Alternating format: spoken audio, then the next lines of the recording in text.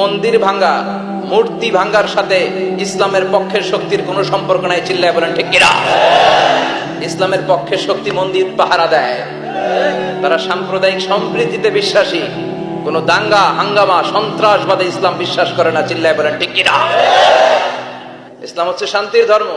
আমরা সবসময় সাম্প্রদায়িক সম্প্রীতি, ভালোবাসা এটাতে বিশ্বাসী। হিন্দুরা ঢোল বাজায়, আমরা কিছু বলি না। আমরা তাফসীর মাহফিল করি, ওদের যারা ভদ্র তারাও কিছু বলে না। ঠিক কিনা? এই ইসলাম বিরোধীরা এরাই হিন্দু মুসলমানদের মধ্যে যে সম্প্রীতি এটাকে নষ্ট করতে চায়। কিছুদিন পর পর এরকম কিছু আবাল আর উল্লুক্কা পাঠার আগমন ঘটে।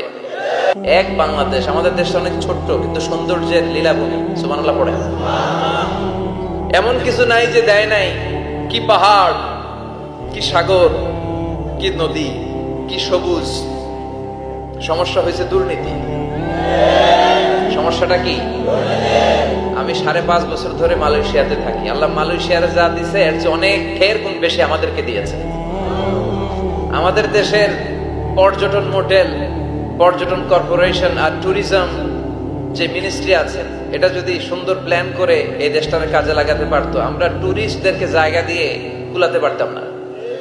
আমাদের দেশের ছেলেপেলেরা যেগুলো লেখাপড়া করে না, এগুলো কামলা দিতে যায় বিদেশ। এই দেশটারে সাজাইলে এখানে ট্যুরিজমকে দেখাশোনা করার জন্য আমাদের প্রত্যেকটা ছেলের কর্মসংস্থানের ব্যবস্থা হয়ে যেত। এগুলো নিয়ে চিন্তা নাই। এরা ঘুরতে যায় বিভিন্ন দেশে, দেশ নিয়ে চিন্তা নাই। আল্লাহ আমাদের নেতাদেরকে তুমি হেদায়েত দাও।